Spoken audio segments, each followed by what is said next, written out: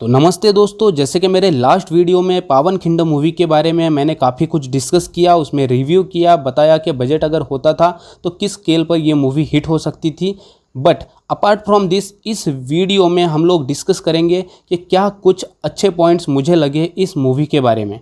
तो सबसे पहला पॉइंट आ जाता है एविडेंसेस। दोस्तों, नॉर्मल मूवीज़ में आपने देखा होगा कि जहाँ पर एक जो पर्टिकुलर बुक होती है या फिर पर्टिकुलर किस्सा होता है, उसी को ध्यान में रखते हुए काफ़ी सारी स्टोरी जोड़ी जाती है और लिबर्टी ली जाती है, जो हम कहते हैं कि सिनेमैटिक लिबर्टी ली गई है।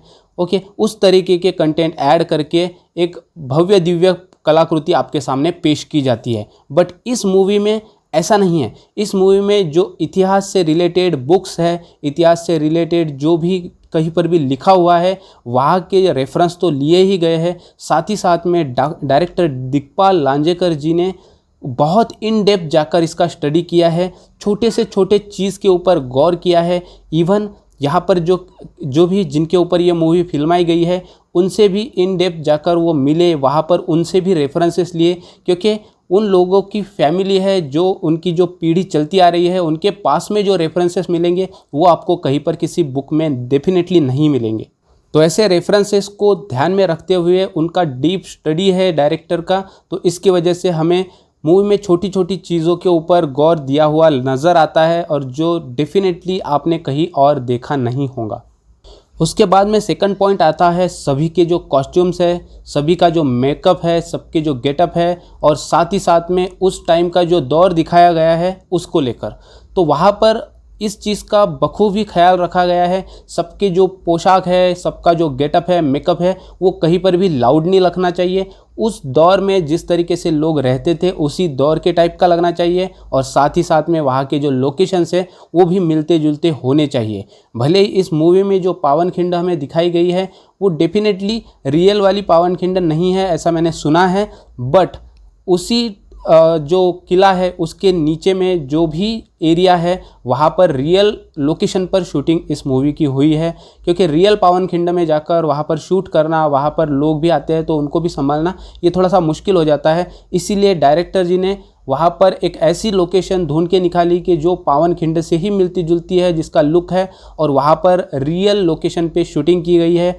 इवन जैसे कि हमारे जो चिन्मय मांडलेकर जी है, उन्होंने भी यहाँ पे एक इंटरव्यू में बताया था कि यहाँ पर अगर आपको कोई आसमान दिख रहा है तो वो वीएफएक्स या फिर ग्राफिक्स के द्वारा बनाया हुआ आसमान नहीं है, वो जो है वो रियल है। आपको अगर कोई पेड़ दिख रहा है तो रियल है, आपको अगर कोई पहाड़ दिख रहा है, कोई चट्टान दिख रही है, कोई पानी झरना बहता हुआ दिख रहा है, तो सब कुछ रियल है। तो इस चीज़ का ख्याल रखते हुए इसको जो शूट किया गया है उसके वजह से इसमें जो इम्पैक्ट आता है वो काफ़ी अच्छा आता है और देखने में भी बहुत ही बढ़िया लगता है। उसके बाद में दोस्तों थर्ड पॉइंट आता है डायलॉग्स का। यहाँ पर दोस्तों जो भी डायलॉग्स इस मूवी में यूज़ किए गए हैं डेफिनेटली वो रिपीटेटिव डायलॉग नहीं है, कहीं पर भी हमने बहुत ज़्यादा सुने हुए डायलॉग्स नहीं हैं। हर जगह पर लगता है कि कुछ ना कुछ क्रिएटिव माइंड से डायलॉग्स लिखे गए हैं जो कि आपके दिल को छूते हैं। हर कोई अगर से अपनी फीलिंग्स बयां कर रहा है वहाँ पर, तो लगता है कि हाँ उसके दिल से ये बात निकल रही है। Just for the sake of dialogue वो बोल नहीं रहा है, उनके दिल से लगता है, क्योंकि आप महसूस करोगे कि अगर से आप कुछ बोलना वहाँ पे चाहते हो तो आपके दिल से वही चीज़ निकलेंगी। तो ये जो डायलॉग्स इस मूवी में यूज़ किए गए हैं हर जगह पर डेफिनेटली, वो चाहे विलन के डायलॉग्स हो, यानी कि समीर धर्माधिकारी जी के डायलॉग्स हो, या फिर चिन्मय मांडलेकर जी के डायलॉग्स हो, अजय पुरकर जी के डायलॉग्स हो, हर जगह पर छोटे छोटे जो कैरेक्टर्स इसमें लिए गए हैं उनके भी डायलॉग बहुत ही बेहतरीन तरीके से लिखे गए हैं, जिसके वजह से आपको देखते वक्त सुनते वक्त बहुत अच्छा लगता है। खास करके अगर आप एक मराठी भाषिक हो तो आपको वो डायलॉग्स जो है सीटियाँ मारने पर भी कई जगह पर मजबूर कर देते हैं। इसके बाद में जो पॉइंट मुझे अच्छा लगा वो है दोस्तों इमोशंस। इस मूवी में इस चीज़ के ऊपर बहुत ज़्यादा गौर दिया गया है कि जो इमोशंस है वहाँ पर कहीं पर भी छेड़छाड़ ना हो। एक राजा के प्रति उसकी प्रजा के इमोशंस हो गए, उनके जो साथी लोग हैं उनके इमोशंस हो गए, या फिर उनके साथियों के प्रति एक राजा के इमोशंस हो गए। इस चीज़ को, उनके जो बॉन्डिंग है उसको इतनी बेहतरीन तरीके से यहाँ पर फिल्माया है दोस्तों कि जो पावन खिंड में एक्चुअल में सिचुएशन वो पैदा हो जाती है कि उनको अपने राजा को मेन किले पर भेजना होता है, मतलब छत्रपति शिवाजी महाराज जी को उनको भेजना होता है, बाजी प्रभु जी को। और वहाँ पर छत्रपति शिवाजी महाराज बोलते हैं कि नहीं, मैं आप लोगों को ऐसे छोड़कर नहीं जा सकता हूँ। तो उन लोगों के बीच में जो केमिस्ट्री वहाँ पर दिखाई गई है डायलॉग्स के द्वारा, और जो एक्टिंग उन लोगों ने वहाँ पर की है, वो दोस्तों आपकी आंखों में पानी भी लाते हैं। वो दोस्तों एक ऐसी भावना आपके अंदर जगाती है कि किस तरह से वो लोग थे, उनका कितना ज़बरदस्त तरीके का समर्पण था अपने राजा के प्रति, कि उनको पता था कि बस यहाँ पे मुझे मरना है। और वो हंसते हंसते बोलते हैं कि मुझे बस ये चांस दीजिए, ये जो है ये खिंड हमारे नाम पर है, यहाँ पर हमारा सब कुछ होने वाला है। तो हर जो आपका मावड़ा है उसके लिए एक जगह लिखी गई है, तो हमारे लिए ये खिंड ही सही, तो वो पावन खिंड बन जाती है। तो इस तरीके से जो बॉन्डिंग उनकी दिखाई गई है, इवन दो छत्रपति शिवाजी महाराज जी के ही जैसे एक वहाँ पे उनका एक मावड़ा होता है जो उनके ही जैसी दाढ़ी वगैरह रखता है, तो वहाँ पर भी देखते हैं। और वो जो है जो मेन विलन है उसका ध्यान भटकाने के लिए दूसरे जो मावड़ा है उसको उनके गेटअप में, छत्रपति शिवाजी महाराज जी के गेटअप में भेजा जाता है दूसरे रास्ते के तरफ। तो उस टाइप में भी जो बॉन्डिंग वहाँ पे दिखाई गई है, उन दोनों में के डायलॉग्स के द्वारा जो केमिस्ट्री दिखाई गई है, शिवाजी महाराज वहाँ पर भी उनको बोलते हैं कि मैं इस अभी भी टाइम है, चलो तुम हमारे साथ ही चलो, जो भी होगा हम लोग देख लेंगे, जो भी हशर होगा हम सबका होगा। बट वहाँ पर उनके जो मावड़ा है वो वहाँ पर उनको जो बताता है कि राजे आपको नहीं दिखाई दे रहा है, बट मुझे यहाँ पर एक स्वर्ग दिखाई दे रहा है। आपकी जब मैंने ये जो आपका पोशाक मैंने पहना, जब मैंने आपका ये जीरे टोप पहना, तो मैं तो वहीं पर चला गया था। आपके सामने जो खड़ा है ये मेरा आत्मा खड़ा है, और बस मुझे ये जो चांस है मुझसे छीनिए मत। मतलब आप समझ सकते हो, उसको जो मावड़ा है उसको पता है कि मुझे अंदर जाना है, शिवाजी महाराज बनकर थोड़ी देर उनका ध्यान भटकाना है शत्रुओं का, और उसके बाद में डेफिनेटली मरना है। बट वो भी सीधे तरीके से नहीं, वो वहाँ पर जाकर भी उनको इतनी तरीके से, मतलब आप समझ सकते हो, अगर आपने मूवी देखा है तो वहाँ पर वो जितना बन सकता है अपने तरीके से करते हैं। 4-5 लोगों पर भारी पड़ते हैं और फाइनली उनको पीछे से मारा जाता है। मतलब ये जो केमिस्ट्री दिखाई गई है राजा और उनके सिपाहियों के प्रति, उनकी जो बॉन्डिंग दिखाई गई है, बहुत ही ज़बरदस्त लगी दोस्तों मुझे। उसके बाद में दोस्तों एक अच्छी चीज़ मुझे लगी कि जो यहाँ पर लेडीज़ दिखाई गई है, सभी लोग जो है उनको पता है कि मेरे जो हस्बैंड है, मेरे जो पिताजी है, मेरे जो दादाजी है, ये युद्ध पर गए हुए हैं एक टाइप से, और ये हमारे राजा को बचाने के लिए गए हैं। और वहाँ पर वो लेडीज़, मतलब उनका जो रोल दिखाया गया है वो इस तरीके से मैनेज करते हैं, किस तरीके से वो अपने आप को संभालते होंगे, उनको जब पता है कि वहाँ पर क्या हो सकता है।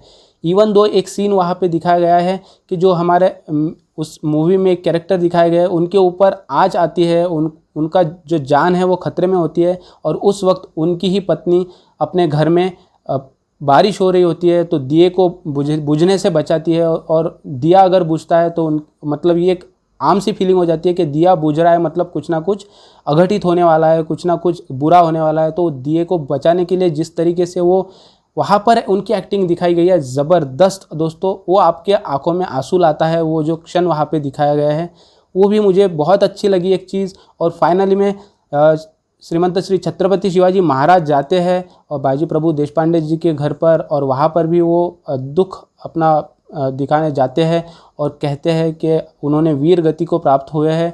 और वहाँ पर बाजी प्रभु जी की जो माँ है वो कहती है कि राजे मेरा तो एक ही बेटा है, अगर से मेरे पास और 2 बेटे होते तो अभी के अभी आपके लिए मैं दे देती। तो मैंने दोस्तों खुद महसूस किया है, उस डायलॉग के ऊपर इतनी तालियां, इतनी सीटियां बजी थी थिएटर में, और वो जो थी ना वो मन से निकली थी। मेरे खुद से भी वहाँ पर वो जो सीन पूरा हुआ था तो सचमुच में दिल से वो तालियां निकलती है कि किस लेवल के ये माँ है, किस लेवल की ये पत्नी है, कि मतलब आप समझ सकते हो मेरे फीलिंग्स को। यहाँ पर बहुत ही ज़बरदस्त मुझे वो सीन लगे दोस्तों। उसके बाद में सभी जो कैरेक्टर्स है, उनका जो परफॉर्मेंस है, उनकी जो एक्टिंग की लेवल है, इसको सैल्यूट डेफिनेटली करना होगा दोस्तों। सभी ने इतना ज़बरदस्त काम किया है कि आपको बजट रहेगा एक साइड में, बट उनका जो काम है उसका जो बजट है, मतलब उसकी जो लेवल है वो इतनी हाई स्टैंडर्ड की है दोस्तों कि कोई भी बंदा अगर देखेगा उस मूवी को, चाहे वो रीजनल लैंग्वेज का बंदा हो या फिर कोई फॉरेनर हो या फिर कोई भी हो, अगर वो देखेगा तो उसके आँखों में जो चल रहा है एक्टिंग, उनके जो सीने में दिख रहे हो वो पूरी तरीके से उनकी एक्टिंग वो कोई भी नकार नहीं सकता है दोस्तों। इतने बढ़िया दर्जा की उन लोगों ने सभी ने एक्टिंग की है, उसके वजह से मूवी में जो है आप बंधे रहते हो। फाइनली में दोस्तों एक और चीज़ मुझे बहुत ही बेहतरीन लगी जो कि मैंने पिछले रिव्यू में भी बताई, वो है बाजी प्रभु देशपांडे जी का जो कैरेक्टर जिन्होंने प्ले किया है अजय पुरकर जी ने। उनका अगर आप एज देखते हो तो उस एज में उन्होंने जाकर बाजी प्रभु जी की जो हेल्थ है उस टाइप की हेल्प बनाई, और उस एज में जाकर इतना बढ़िया वेट गेन करना, इतना बढ़िया फिजिक बनाना। आप जब उनको देखते हो ना ऐसा खड़ा, मतलब वो सीन आपने ट्रेलर में भी देखा है कि हज़ारों वो जो सैनिक है वो आते हैं और बोलते हैं कि अकेले खड़े हो मर जाओगे, और वहाँ पर बाजी प्रभु देशपांडे जी सिंपल लैंग्वेज में एक ही वर्ड बोलते हैं, निग चल, इस तरीके से एक मराठी वर्ड बोलते हैं, और जो लोग सीटियाँ बजाते हैं वहाँ पे, मतलब एक थोड़ा सा भी डर उनके अंदर नहीं लगता है। और वहाँ पे जो एक्शन सीन्स भी उनके दिखाए गए हैं, मतलब उनके हेल्थ को पूरी तरीके से जस्टिफाई करते हुए एक्शन सीन्स।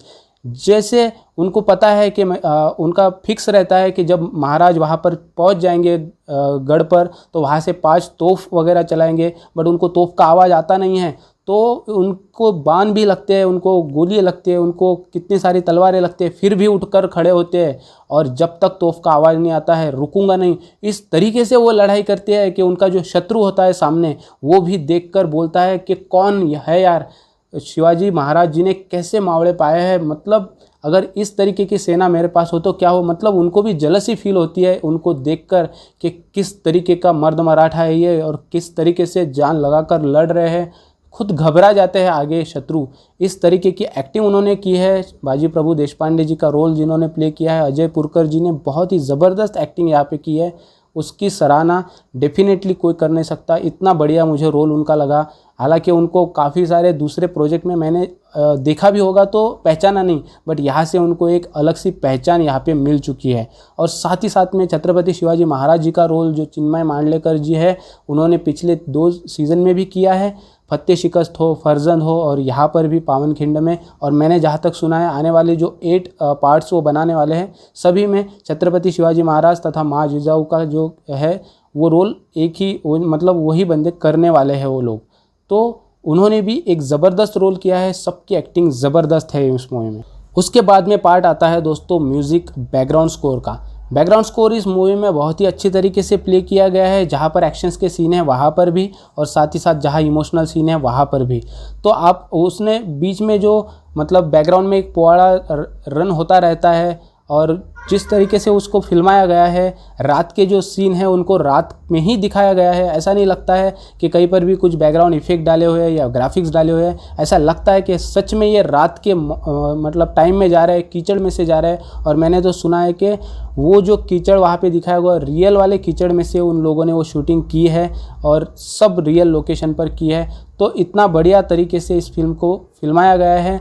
भले ही इसमें बजट की कमतरता थी, बट जब आप मूवी देखते हो, उनके इमोशंस देखते हो, उनकी एक्टिंग देखती हो, और वहाँ पर जो सीन क्रिएट किए गए हैं, वहाँ पर जो स्क्रीन पे चलता है, तो आपको कहीं पर भी लगता नहीं है कि दूसरा कोई भी थिंग मैटर करता है।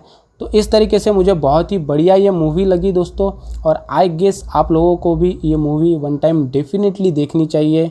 और इसको एज अ सेलिब्रेशन महाराष्ट्र में मनाया जाता है इस मूवी को।